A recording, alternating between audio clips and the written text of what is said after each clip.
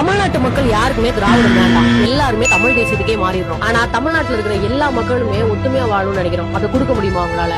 முன்னாடி எல்லாம் சாதி ரீதியான பிரிவினை இருந்துச்சு, இப்ப இன ரீதியான பிரிவினை வந்துகிட்டு இருக்கு. கிண்டல் பண்றீங்க.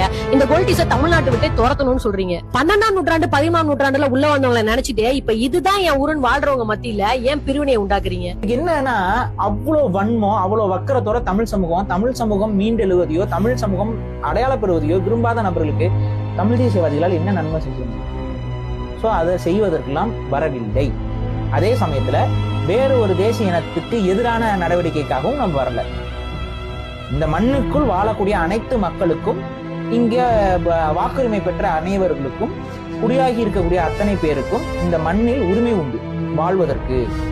ஆனால் இந்த மண்ணை ஆள்வதற்கும் இந்த மண்ணுடைய எதிர்காலத்தை தீர்மானிப்பதற்குமான கடமையும் தேவையும் நோக்கமும் தமிழர்களுக்கு எங்களுக்கு தான் இருக்கு. நாங்க தான் அதை செய்யணும்.